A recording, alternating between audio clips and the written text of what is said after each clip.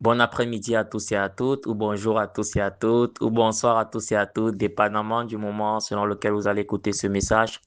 C'est votre frère en Christ, le frère Emmanuel, le dernier parmi vous, le plus petit des serviteurs, le prisonnier du Christ. Mes frères en Christ, nous allons partager aujourd'hui autour d'un thème intitulé Cinq conditions pour le salut. Je reprends ce thème, cinq conditions pour le salut. Le salut, c'est quoi? Le salut, c'est tout simplement ton âme et ton esprit au ciel après ta mort. Vous comprenez, nous les croyants, on sait qu'après cette mort, il y a une vie. La mort n'est que le passage vers une autre étape. Maintenant, il y a donc deux issues. La première issue, c'est l'issue que Dieu t'offre, c'est-à-dire l'accepter de ton vivant et aller rester avec lui dans l'éternité. Parce que ce qu'il faut savoir, c'est que Dieu nous a créés à son image et Dieu est éternel. L'homme a ces dimensions éternelles-là. C'est-à-dire ton corps s'y va pourrir, ton corps s'y va dépérir, mais ton âme et ton esprit vont continuer de vivre. Et l'âme, c'est ton vrai toi. En réalité, ce corps n'est qu'une enveloppe. Pour comprendre cela, il faut bien aller lire 2 Corinthiens 5, verset 10. La Bible dit clairement là-bas que chacun de nous comparaîtra devant le tribunal de Christ pour rendre compte de ce qu'il a fait alors qu'il était dans son corps. Donc, le corps, c'est un peu comme une maison. Donc, on habite dans ce corps, mais en réalité, on est appelé à laisser ce corps. C'est un peu comme dans ta maison, là. Tu es dans ta maison, mais parfois, tu quittes ta maison pour aller travailler. Parfois, tu quittes ta maison, je sais pas quoi, pour revenir. Mais imagine maintenant que tu as amené à quitter cette maison pour de bon. Donc, un jour, tu vas quitter cette maison-là qu'on appelle le corps, ton corps où tu es là. Tu comprends un peu? Donc, ton corps, en réalité, ce n'est pas toi, ce n'est qu'une enveloppe qui te recouvre. Et ce corps-là, comme il était fait à base de poussière, il est appelé à rentrer à la poussière. C'est donc ça qu'on va enterrer.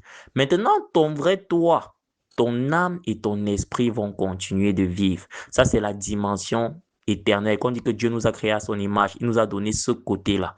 Maintenant, ce qu'on appelle ton âme, ce sont tes pensées, ce sont tes sentiments, ce sont tes émotions, c'est ta volonté et ton intelligence. C'est ça ton âme. Tu vas donc voir que c'est ça qui fait l'être humain. Si on enlève maintenant tes pensées, tes sentiments, si tu cesses de penser, tu cesses d'avoir des sentiments, tu cesses d'avoir des émotions, tu cesses d'avoir une volonté, tu cesses d'avoir une intelligence à de réfléchir. Est-ce que tu vis, tu ne vis plus? On va donc dire qu'il a rendu l'âme. Il a rendu l'âme. Vous allez donc entendre des expressions du genre que le corps de Jeanne est à la morgue, le corps de Pierre est à la morgue. Maintenant, la question que tu dois te poser, si le corps de Pierre est à la morgue, Pierre lui-même, il est où? Donc, c'est pas des débats, je sais pas, c'est simple, tu vois un peu, du point de vue même du langage. Quand on dit le corps de est à la morgue, le corps d'André est à la morgue, le corps de Marie est à la morgue, ok, si c'est le corps de Marie, Marie elle-même, elle est où? Ça veut dire que Marie n'est plus dans ce corps. Donc, le corps n'est qu'une enveloppe. Bon, les spirituels comprennent ça facilement. Le corps n'est qu'un vêtement. C'est une maison où on habite. On va quitter cette maison. C'est pour ça qu'il ne faut pas trop t'attacher au corps. Je n'ai pas dit que tu ne dois plus te laver, tu ne dois plus faire du sport, tu ne dois pas entretenir ton corps. Oui, c'est un peu comme quand tu es dans ta maison, n'est-ce pas? Tu nettoies ta maison, tu rends ta maison belle. Mais est-ce que c'est cette maison-là qui te définit d'abord? Non, je suis désolé. C'est pas cette maison-là qui te définit d'abord. Si c'était cette maison-là qui te définissait, tu devais passer toute ta vie dans cette maison. Je ne sais pas ce que tu comprends. La preuve même, dans la nature nous enseigne. Un jour, tu vas partir. Le jour que tu vas mourir, est-ce qu'on va t'enterrer avec la maison? C'est la même chose. Un jour, tu vas laisser ton corps, tu vas partir. Tu comprends un peu? Et ça sera donc c'est donc ce que les hommes appellent la mort. C'est-à-dire le passage d'une étape à une autre étape. Le jour que tu laisses ton corps, le jour que tu laisses ta maison, qu'on appelle ton corps, ta maison que Dieu a bien voulu te donner, on va donc dire que tu es mort. Mais en réalité, tu continues de vivre dans la dimension de ton âme et dans la dimension de ton esprit. Maintenant, l'esprit, c'est le divin en toi. Quand on dit que Dieu a soufflé au niveau des narines d'Adam, quand on dit le divin en toi, on voit la conscience, on voit l'intuition, on voit la communion. C'est ça qu'on appelle l'esprit. C'est pour ça que tu peux avoir le sixième sens. Donc, c'est le côté divin que Dieu a placé en toi. C'est dans ton esprit qu'il y a tes talents. C'est dans ton esprit qu'il y a tes capacités. C'est dans ton esprit qu'il y a ta communion avec Dieu. C'est pour ça que tu peux prier en esprit. Tu peux prier en langue. Tu peux saisir certaines choses. Tu peux avoir même un sixième sens très aiguisé. Là, c'est l'esprit. Maintenant, quand tu meurs donc, loin de Dieu, l'âme part payée, qui est ta personnalité, part payée au niveau du séjour des morts qu'on appelle le Sheol, dont tu passes souffrir. Et maintenant, ton esprit est contrôlé par le diable. Il peut donc essayer de recycler cet esprit-là. C'est là que tu vas entendre que mais tel est mort. On a aperçu son fantôme. Tout en réalité, c'est souvent l'esprit. Parce que l'esprit commence souvent à errer là. Maintenant, c'est dans ton esprit donc que le diable va entrer pour voler tes capacités, tes talents et tout. Quelqu'un qui t'a vendu dans la sorcellerie, qui t'a vendu dans la magie, il va se servir de ton esprit pour réaliser beaucoup de choses. Parce que c'est dans ton esprit qu'il y a tes capacités. Dans ton esprit, il y a des choses divines que Dieu t'a accordées. Il va même prendre ton esprit pour t'incarner sur terre. Pour faire... Bon, là, ça ne doit pas t'effrayer. Hein. Il va prendre ton esprit. Peut-être que si tu étais intelligent, les gens vont utiliser ton esprit pour faire des choses, des inventions et tout et tout. Ils vont essayer de se connecter à ton esprit. Je ne sais pas si tu vois un peu. D'autres vont reconvertir même ton esprit en démon. Je ne sais pas si tu vois un peu. Pendant ce temps, toi-même, c'est-à-dire la dimension de ton âme, toi-même, tu seras dans le feu en train de souffrir, dans la géhenne en train de souffrir. Pourquoi? Parce que tu n'as pas respecté les conditions liées au salut. Donc, c'est en ce jour, le Saint-Esprit, comme d'habitude, veut m'utiliser. Moi-même, je serai le premier à écouter hein, parce que je ne suis pas à l'abri pour nous présenter à moi-même 5 conditions pour le salut. Donc, 5 conditions pour être sauvé, pour sauver ton âme, sauver ton esprit. Après cette vie, il y a une vie, mon frère. Si tu discutes, je te donne 2 éléments avant même de commencer à citer la Bible. Parce que je vois quelqu'un qui va me dire, mes frères Emmanuel, oh, la Bible, ce sont les hommes. C'est ces trucs que j'ai souvent entendus. Il y a 2 éléments. Si tu penses que ces choses sont des mensonges, comment tu expliques le fait que tu dors et tu te vois marcher? Tu dors mais tu te vois courir. Tu appelles ça le rêve. Tu dors, tu te vois. Pourtant, tu es couché. Comment tu expliques ça? L'homme n'a pas que la dimension physique. Comment tu expliques le fait que tu fermes tes yeux, tu es censé ne plus voir, mais tu vois un fond rouge, tu vois un fond rouge, tu vois un fond noir. Qu'est-ce qui te permet de voir ça? Tu vois ça avec quoi? Puisque tes yeux sont fermés. Donc, ce sont des réalités, mes frères. Le monde spirituel existe. Il faut donc chercher Jésus-Christ. Pourquoi? Parce que si tu passes l'éternité, j'aime souvent prendre cette image-là.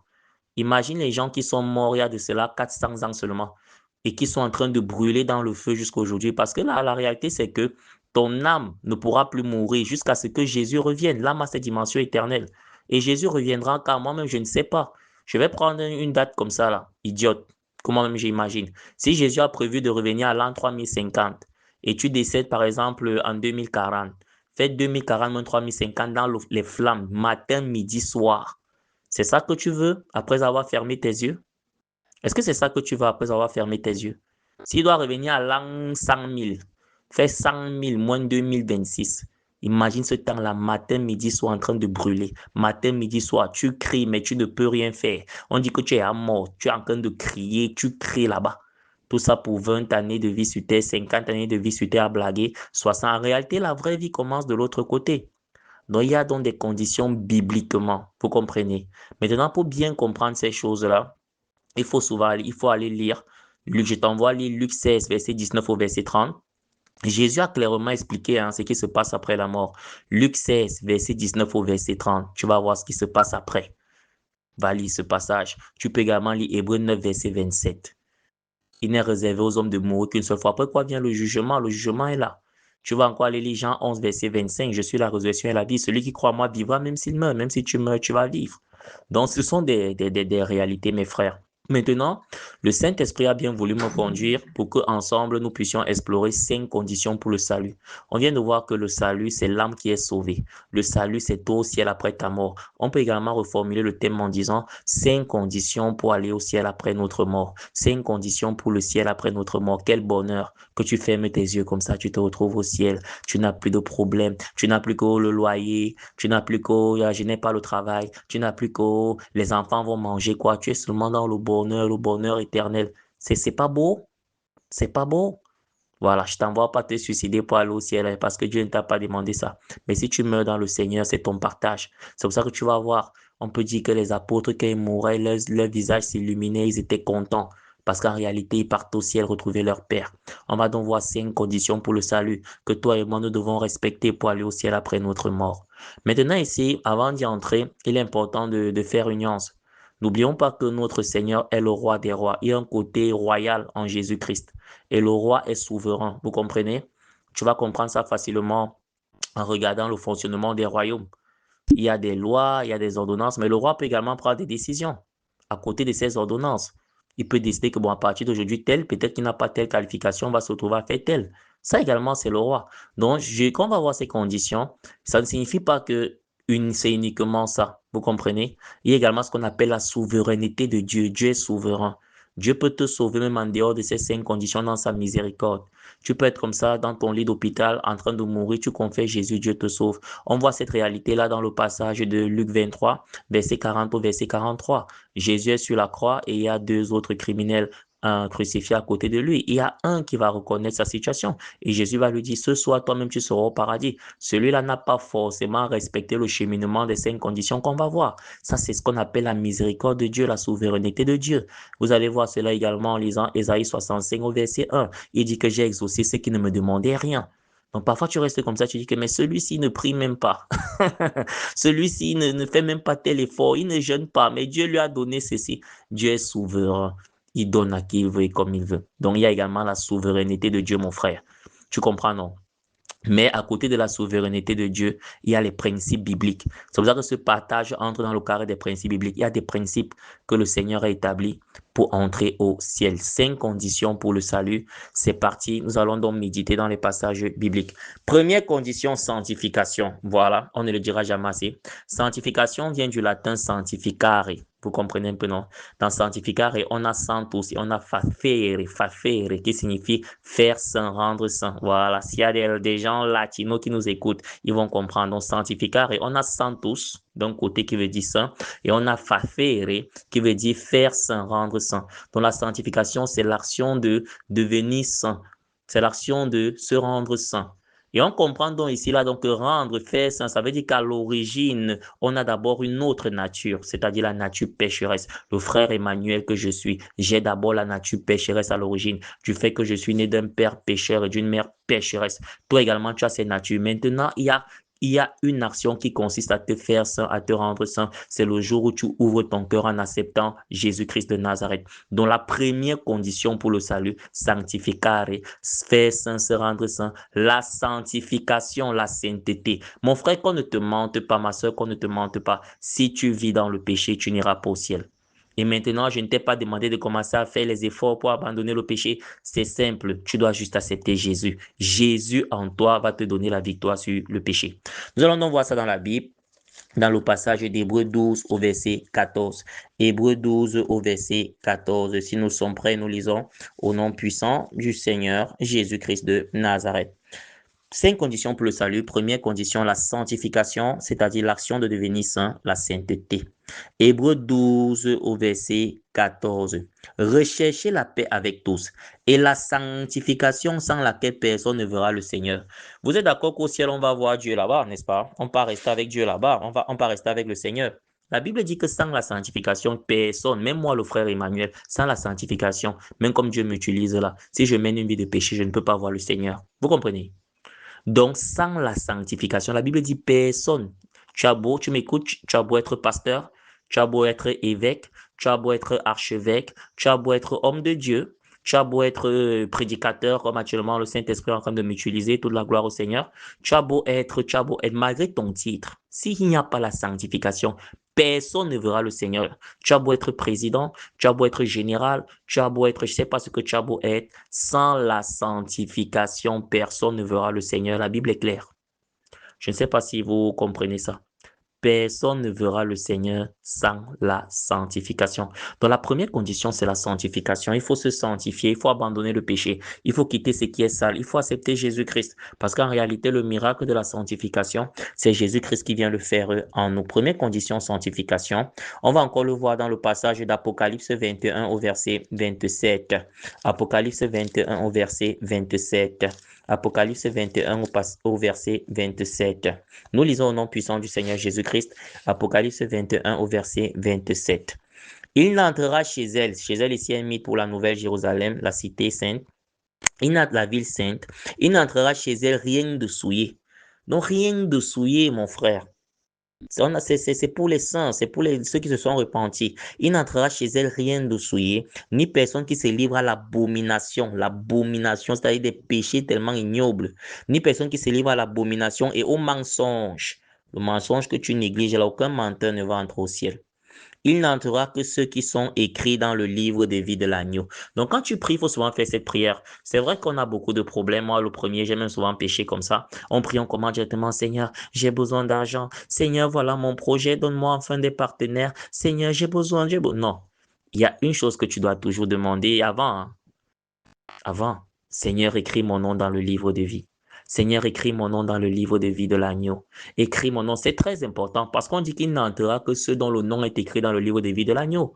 Mon frère, peut-être tu as déjà de l'argent, peut-être tu as déjà tes diplômes, peut-être tu as ce poste de nomination, mais est-ce que ton nom est écrit dans le livre de vie de l'agneau? Ma sœur, peut-être toi ici tu n'as rien, mon frère ici tu n'as rien, mais ton nom est écrit dans le livre de vie de l'agneau. Tu es l'homme le plus heureux. Seigneur, écris mon nom dans le livre de vie de l'agneau. Il n'entrera chez elle que ceux qui ont le nom écrit dans le livre de l'agneau. Maintenant, c'est un corollaire, c'est-à-dire une conséquence. La conséquence du nom écrit dans le livre de l'agneau, c'est une vie de sainteté. Pourquoi? Parce que quand on reprend le passage d'Apocalypse 21 au verset 27, il n'entrera chez elle rien de souillé. Et personne qui se livre à l'abomination et au mensonge, il n'entrera que ceux qui sont écrits dans le livre de vie de l'agneau. Donc ceux-là ont abandonné le péché, ceux-là vivent dans la sanctification. Vous comprenez? Pour que leur nom soit écrit dans le livre de vie de l'agneau. Donc la première condition pour le salut, on note la sanctification, 5 conditions pour le salut. Maintenant, la deuxième condition, nous allons voir la deuxième condition dans le passage de Romains 10 au verset 9. Nous lisons au nom puissant du Seigneur Jésus-Christ de Nazareth. Romains 10, verset 9. Si tu confesses de ta bouche le Seigneur Jésus, deuxième condition, confesser de sa bouche le Seigneur Jésus. Cette condition paraît simple, mais nous ne l'appliquons pas. Moi-même, le premier, j'ai souvent été le premier à ne pas bien l'appliquer. C'est-à-dire confesser, c'est-à-dire si tu reconnais Jésus, ta bouche là, tu utilises ta bouche comment? En 24 heures, tu parles de Jésus combien de fois? Je reprends cette question. En 24 heures, tu parles de Jésus combien de fois? Est-ce que tu sais que le fait de parler de Jésus là, c'est une condition qui t'amène au ciel? Romains 10, verset 9. Si tu confesses de ta bouche le Seigneur Jésus, donc il faut parler de Jésus, confesser que Jésus est Seigneur. Il faut le dire à haute voix. Moi, je le dis, Jésus-Christ est Seigneur. Ta bouche doit commencer à confesser Jésus. Mes frères et sœurs en Christ, il y a une grâce dans la prédication. Vous comprenez? J'aime souvent à le dire, et c'est une formule que j'ai tirée en écoutant d'autres hommes de Dieu, que le Seigneur les bénisse. Quand tu t'occupes des choses de Dieu, Dieu s'occupe de tes choses, hein. Ça, c'est une réalité. Tu vas voir que, à force de prêcher l'évangile, beaucoup de choses commencent à s'améliorer dans ta vie. Ta vie de sainteté, ta vie de prière. Quand tu t'occupes des choses de Dieu, Dieu s'occupe de tes choses. Je suis convaincu qu'en ce moment où le Seigneur est en train de m'utiliser, si le Seigneur est en train de régler un autre problème dans ma vie, dont moi, je ne suis même peut-être pas au courant. Donc, la deuxième condition, confesser de sa bouche le Seigneur Jésus. Aujourd'hui, vous voyez, les satanistes progressent, eux, ils n'ont pas honte de confesser leur Dieu. Ils parlent de leur Dieu, ils présentent leur Dieu dans les réseaux, ils présentent Baal, ils présentent toute leur divinité, les Baphomet et tout ça. Mais les croyants, les chrétiens, ceux qui se disent chrétiens ont honte de Jésus. Ils ont honte de dire que moi, je crois en Jésus-Christ. Donc, tu dois confesser de ta bouche le Seigneur Jésus. Ça, c'est la deuxième condition. Elle est simple. Toi-même où tu te trouves, tu peux commencer à confesser le Seigneur Jésus avec ta bouche. Troisième condition. Donc, ça, c'est un verset biblique qui nous présente deux conditions. Donc, on a vu la première condition, sanctification, vie de sanctification. Deuxième condition, confesser le nom du Seigneur Jésus-Christ de sa bouche. On continue avec la troisième condition. Romains 10, verset 9. Et si tu crois dans ton cœur que Dieu l'a ressuscité des morts, tu seras sauvé. On va reprendre le passage intégralement. Si tu confesses de ta bouche le Seigneur Jésus, et si tu crois dans ton cœur, j'attire votre attention sur le déitique spatio-temporel, le déitique spatial ici, c'est-à-dire l'élément qui nous présente le lieu. On n'a pas dit et si tu crois. Et si tu crois dans ton cœur, pourquoi il faut croire dans son cœur? Quand tu vas lire le passage de Proverbe 4 au verset 23, tu vas découvrir le mystère. On dit que garde ton cœur plus que toute autre chose, car le cœur est la source de la vie. Donc ta vie là provient d'abord de ton cœur. C'est pour ça que tu vas voir quelqu'un qui fait des mauvaises choses, quelque part, c'est quelqu'un qui a un mauvais cœur. Et c'est du cœur. On dit que le cœur est la source de la vie. Tes pensées viennent de ton cœur. Hein? Tes agissements là viennent de ton cœur. Donc, il ne faut pas croire de bouche. Dis que oui, je confesse Jésus. Ça, c'est la première étape. Il ne faut pas croire avec la tête. Oui, je crois que Jésus est mort pour moi. Avec ton cerveau, c'est pas suffisant. Il faut croire avec ton cœur. C'est-à-dire, ça doit ancrer dans ton cœur. Et Jésus, c'est la parole. Quand la parole de Dieu ancre dans ton cœur, beaucoup de choses changent. Tu arrêtes de te plaindre. Tu sais que tu as un Père qui veille sur toi. Tu commences à pleurer à cause de tes péchés. Parce que la parole de Dieu est ancrée dans ton cœur. Tu dis comment j'ai pu commettre de telles saletés. Donc la troisième condition pour le salut, croire en Jésus dans son cœur. Croire dans son cœur que Dieu l'a ressuscité des morts. Et si tu crois dans ton cœur que Dieu l'a ressuscité des morts, tu seras sauvé. Et la résurrection ici, nous sommes au mois d'avril, nous venons de célébrer la Pâque. La résurrection des morts de Jésus-Christ, c'est la nouvelle vie en Jésus-Christ. C'est la victoire en Jésus-Christ. C'est la vie de Jésus-Christ. Parce qu'il a porté le péché sur la croix. Maintenant, il est ressuscité avec un corps glorieux. Maintenant, si tu crois dans ton cœur, c'est-à-dire si cette parole ancre dans ton cœur, il ne s'agit pas de croire avec sa tête, il s'agit de croire avec son cœur. Si tu crois dans ton cœur que Dieu a ressuscité Jésus-Christ est mort, tu seras sauvé. Parce que tu vas commencer à minimiser certaines choses. Tu vas dire, voilà, ce célibat est en train de durer dans ma vie, 38 ans de célibat, 39 ans, 40 ans de célibat. Mais si Dieu a ressuscité Jésus-Christ de la mort, il y a quoi qui dépasse ça? Si un mort a pu revenir à la vie, est-ce que c'est ma vie de célibataire là qui ne peut pas être ressuscitée? Je prends un exemple simple. Tu vas mettre ta confiance en Jésus. Peut-être tu m'écoutes, tu as un cancer. Dieu a ressuscité Jésus-Christ des morts. Si un mort est revenu à la vie, c'est ce cancer qui ne peut pas m'abandonner. C'est mon corps, ce sont mes cellules qui ne peuvent pas être régénérées. Tu vas croire en Jésus. Donc la troisième condition, c'est croire dans son cœur que Dieu a ressuscité Jésus des morts. On va reprendre. Première condition pour le salut, vie de sainteté, sanctification. Deuxième condition, confesser le nom du Seigneur Jésus de ta bouche. On n'a pas dit confesser Dieu. Beaucoup me disent je crois en Dieu. Je n'ai rien contre cette formule. Il faut croire en Dieu. Mais Dieu, Dieu, c'est parfois vague. Vous comprenez? Quel Dieu? Nous les chrétiens, notre Dieu, c'est Jésus. Donc tu dois dire je crois en Jésus, confesser Jésus. Maintenant, la troisième chose, crois dans ton cœur que Dieu l'a ressuscité des morts. Troisième condition, dans ton cœur, c'est-à-dire ton cœur doit être le siège de ta foi. Quand tu commences à croire dans ton cœur en Jésus-Christ, tu es en train d'ouvrir les portes du ciel pour toi. Et maintenant, on vient de voir le mystère dans le livre de Proverbes 4, verset 23. Garde ton cœur plus que toute autre chose, car d'elle viennent les sources de la vie. Si ton cœur a reçu Jésus, Jésus qui est sanctifié, la source de ta vie sera sainte. La source de ta vie sera les fruits de l'esprit. On voit le fruit de l'esprit dans le passage de Galates 5 au verset 22. Le fruit de l'esprit, c'est quoi? C'est l'amour, la bonté, la joie, la douceur, la tempérance, la fidélité, la paix, la patience, la bénignité, le bien. Tu vas commencer à faire le bien. Tu ne vas pas aimer voir quelqu'un souffrir autour de toi. L'amour sera ton partage. La joie de l'éternel sera ta force. Pourquoi? Parce que dans ton cœur, il y a eu quelque chose. En fait, c'est ça la nouvelle naissance. Quand on dit naître de nouveau, ça ne veut pas dire que tu vas rentrer dans le ventre de ta mère, ton visage va changer, non. Naître de nouveau, ça veut dire que tu as un nouveau cœur. Le cœur que tu avais là, le cœur de pierre a été remplacé par le cœur de chair. Il y a une opération chirurgicale spirituelle. Tu as reçu Dieu dans ton cœur et à partir du cœur, Dieu a commencé à faire des transformations. Tu vas m'écouter depuis une prison. Je vois quelqu'un depuis une prison qui a expérimenté cela. Tu es en train de m'écouter, tu es en train de pleurer. Que le Seigneur te bénisse, mon frère. Tu te souviens de ce que tu as fait. Comme on dit ici là prosaïquement chez nous, tu te souviens du sale que tu as fait dans le monde. Maintenant, tu vois comment Dieu a transformé ton cœur. Que le Seigneur te bénisse, mon frère. C'est de ça, ce que tu vis là, c'est de ça qu'il s'agit. Pleure, mon frère, il n'y a pas de souci. Parce que Dieu a transformé ton cœur. Ce cœur qui dilait de la drogue, ce cœur qui commettait des meurtres, ce cœur qui partait agresser, maintenant c'est un nouveau cœur. Tu es en prison, tu évangélises, tu es en prison, tu partages la parole de Dieu. Ma soeur, ce cœur qui se livra à la prostitution, maintenant c'est un nouveau cœur. C'est un nouveau cœur. Et quand le cœur est transformé, tu ne vas plus t'habiller n'importe comment. Tu commences à couvrir ton corps. On voit la même personne, mais une autre attitude. Pourquoi? Parce que le cœur a été changé. L'opération chirurgicale spirituelle s'est passée. Tu as cru dans ton cœur que Dieu a ressuscité Jésus-Christ des morts et ça a entraîné ton salut. Maintenant, on va passer à la quatrième condition. Voilà. La quatrième condition pour le salut, c'est le baptême. Le baptême d'eau. Ça, c'est très important, mon frère. Il y en a qui pensent qu'ils peuvent s'en passer et tout. C'est pas important. J'ai cru en Jésus. Je marche dans la sanctification. J'ai confessé Jésus. Je l'ai reçu dans mon cœur. C'est vrai. Mais maintenant, il faut aller sceller l'acte. Vous comprenez un peu? C'est simple pour comprendre. Voilà. En passant, on a fait un partage intitulé Cherche à te faire baptiser sur la chaîne YouTube Partage biblique. Allez écouter ça. On explique ce que c'est que le baptême là-bas. Mais pour comprendre encore cela de manière plus prosaïque, c'est-à-dire plus crue, plus facile, vous savez, tu peux être dans une relation avec une femme. Mais du moment où tu ne l'amènes pas chez monsieur le maire ou bien à l'église et tout ça, l'État ne reconnaît pas qu'elle est ton épouse. Donc tu es dans cette relation avec Jésus, il y a un acte qui doit officialiser cela. Le ciel doit mettre le cachet pour reconnaître et c'est le baptême. On te plonge dans l'eau, tu meurs en toi-même et tu ressuscites en Jésus-Christ. Aussi simple que ça, je reprends. On te plonge dans l'eau, tu meurs à toi-même et tu ressuscites en Jésus-Christ. C'est ça le baptême. Donc la quatrième condition là pour accéder au ciel, le baptême d'eau. Si tu n'es pas encore baptisé, cherche à te faire baptiser. Maintenant, si tu veux comprendre ce que c'est que le baptême, pourquoi est-ce que tu dois chercher à le faire? Va sur la chaîne YouTube Partage biblique, tu cherches l'enseignement, cherche à te faire baptiser, tu l'écoutes profondément.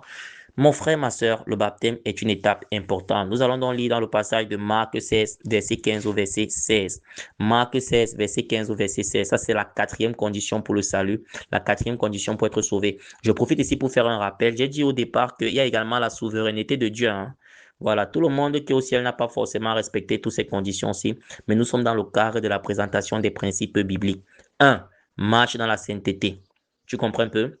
Maintenant, on vient de voir que la sainteté, sanctification vient de sanctificare, où il y a santus et facere, c'est-à-dire faire saint, rendre saint. Donc, il ne s'agit pas de tes efforts, il s'agit d'accepter Jésus. Quand on dit marche dans la sainteté, c'est accepter Jésus. C'est Jésus à travers toi qui va te faire saint. C'est Jésus qui vient te rendre saint. De toi-même, tu ne peux pas parce que tu es cher.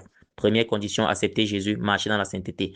Deuxième condition, confesser de sa bouche que Jésus-Christ est Seigneur. Ne perds jamais une occasion de confesser cela de ta bouche. La vie et la mort sont au pouvoir de la langue. Vous allez retrouver ce principe dans le passage de Proverbe 18 au verset 21. La vie et la mort sont au pouvoir de la langue. Donc, tu dois confesser la vie qui est Jésus-Christ. Ta bouche là, tu dois commencer à l'utiliser pour prêcher, commencer à l'utiliser pour affirmer que Jésus-Christ est Seigneur.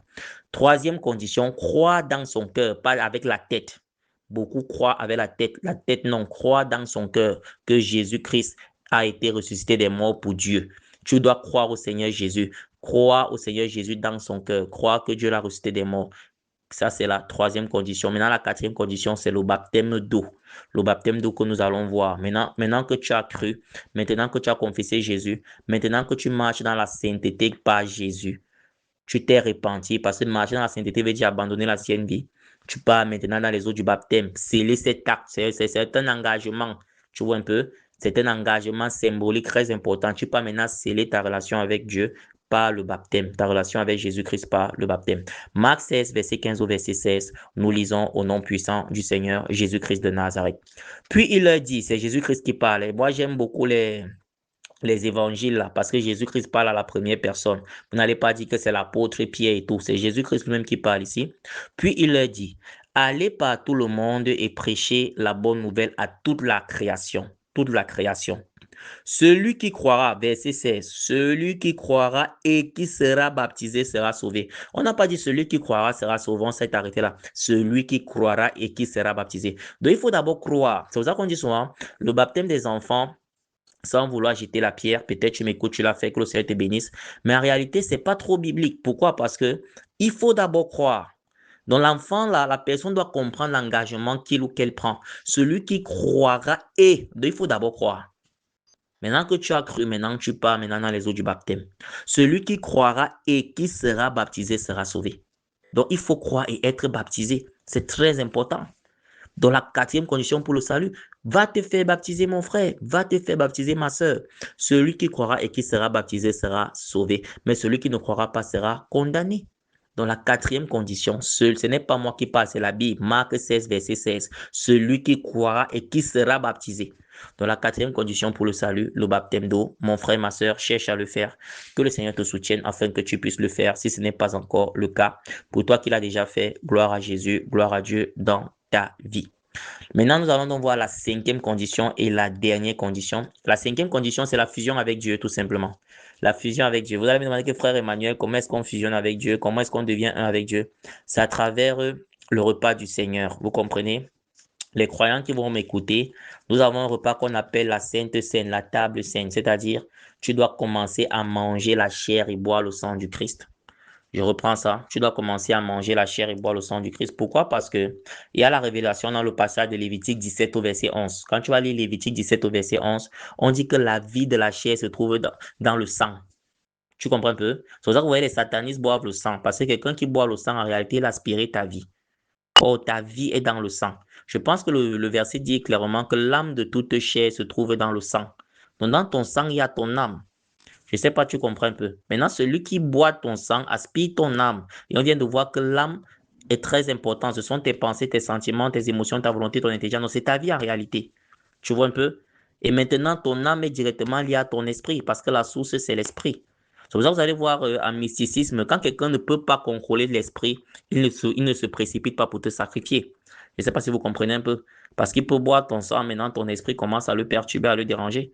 Mais du moment où il sait qu'il a la maîtrise sur tout ça, il boit ton sang. Vous comprenez un peu? Ce sont des réalités également mystiques. Donc, la parole de Dieu te dit, il faut maintenant, au lieu d'aller manger la chair humaine, non, là-bas, c'est des pratiques satanistes. Ce que tu dois faire, tu dois manger la chair et boire le sang du Christ. Quand tu le fais, tu prends la vie de Christ en toi. Tu fusionnes avec Christ. Maintenant, Christ en toi te rend plus fort. Christ en toi t'ouvre les portes du ciel. Christ en toi, tu t'identifies en lui et le ciel est ouvert. En réalité, il ne s'agit pas de nous-mêmes parce que nous-mêmes, nous sommes des pécheurs, mais il s'agit de l'identité de Christ que nous imposons, que nous épousons, excusez-moi. C'est un peu comme peut-être quand tu as la nationalité d'un pays qui offre des avantages. Au fait, ce n'est pas toi, c'est cette nationalité-là qui te confère cet avantage. Maintenant, quand tu manges la chair, tu bois le sang de Christ, tu acquiers la nationalité du ciel et ça t'ouvre également les portes du ciel. Christ se voit en toi parce qu'il devient un avec toi. Nous allons donc voir cela dans le passage de Jean 6, verset 56. Nous lisons au nom de Jésus, Jean 6, verset 56. Celui qui mange ma chair, voilà, ça c'est à travers la Sainte Seine, le repas du Seigneur, le pain là. Tu m'écoutes peut-être, tu es membre du comité religieux, tu ne prends pas encore la scène. Mon frère, ma soeur cherche à commencer à prendre la scène, c'est très important. Il y a une puissance extraordinaire dans la Sainte Seine. Il y en a qui ont pris cela, leurs maladies sont parties. Peut-être le cancer que tu as là, si tu as la foi, parce que c'est la fusion avec Dieu. Maintenant, quand Dieu se mélange avec toi, la maladie qui existait à l'intérieur de toi peut partir. Je n'ai pas dit va partir. Là, maintenant, ça dépend de ta foi. Peut partir parce que c'est Dieu qui fait un avec toi. Tu manges sa chair devient ta chair. Son sang devient ton sang. L'Esprit de Dieu à l'intérieur de toi. Beaucoup de situations dans ta vie peuvent être aplanies. Jean 6, verset 56. Celui qui mange ma chair et qui boit mon sang. Donc, il faut manger la chair et boire le sang. On a souvent la symbolique du vin au moment de ce repas-là. Le repas du Seigneur, c'est la cinquième condition. Il faut toujours prendre part au repas du Seigneur dans ta communauté. Les saintes, c'est très important. Tu te sanctifies avant d'y aller. Tu pries avant d'y aller. Celui qui mange ma chair et qui boit mon sang demeure en moi. Ici, on a demeuré qui est un verbe d'état. Les verbes d'état. Commentaire 1, si je te rappelle de la leçon. Demeurer. Donc, tu es dans l'état de Dieu. L'état, c'est quelque chose de permanent. Demeure en moi et je demeure en lui. Donc ça, c'est la fusion avec Dieu. La cinquième condition pour le salut, le repas du Seigneur, la Sainte Sainte, manger la chair de Christ à travers le pain et boire son sang à travers le vin par des consacrés, par des sacrificateurs. Quand tu fais cela dans ta communauté, dans ta communauté corps du Christ là, tu demeures en Dieu et Dieu demeure en toi. Et la conséquence, quand tu demeures en Dieu et Dieu demeure en toi, le salut, le ciel est ouvert. Le salut est ouvert pour toi. Dans la cinquième condition, la Sainte Seine, la table du Seigneur, manger la chair de Christ et boire son sang. La cinquième condition, la fusion avec Dieu à travers la table sainte. Mes frères et sœurs en Christ, j'espère que ce partage vous a béni. C'est une condition pour le salut. Allez réécouter et que le Seigneur vous bénisse. Nous allons donc terminer par la prière. Père éternel, sois béni, sois élevé. Seigneur, merci pour ce partage intitulé 5 conditions pour le salut, qu'on peut reformuler en 5 conditions pour voir le ciel ou bien 5 conditions pour être sauvé. Papa, tu nous présentes 5 conditions fondamentales. Premièrement, la sainteté. Nous venons d'apprendre que le mot sainteté, lui-même tiré de la sanctification, vient de santus, effacer, qui signifie faire saint. En réalité, faire saint, rendre saint. En réalité, de nous-mêmes, nous ne pourrons pas être saints. Seigneur, rendons-nous saints. Rends-nous saints au nom de Jésus. Toutes les personnes qui vont écouter cet enseignement, Saint-Esprit rend les saints. Car sans la sainteté, comme nous venons de lire dans le passage d'Hébreux 12 au verset 14, personne ne pourra voir Dieu. Car il est également écrit dans le passage d'Apocalypse 21 au verset 27, il n'entrera chez elle rien de souillé. Papa, enlève à nous toute souillure, afin qu'après notre mort physique, notre âme et notre esprit, nous puissions te joindre au ciel. Aide-nous à respecter la première condition qui est la sanctification, la vie de sainteté.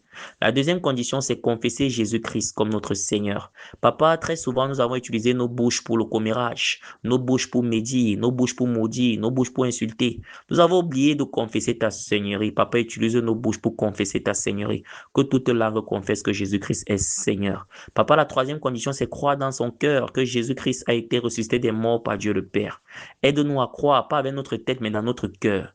Aide-nous à croire, pas de par la religion, mais dans notre cœur. Que ta parole soit vraiment ancrée dans notre cœur, afin que nous puissions également connaître le salut. Papa, la quatrième condition, c'est le baptême d'eau. Il est écrit dans ta parole, dans le livre de Marc 16 au verset 16. Celui qui croira et qui sera baptisé sera sauvé. À présent que mon frère a cru, à présent que ma soeur a cru, accorde la grâce à ma soeur d'entrer dans les eaux du baptême pour sceller cette alliance avec toi au nom de Jésus. salut. La cinquième condition et la toute dernière, c'est la fusion avec toi à travers la table sainte.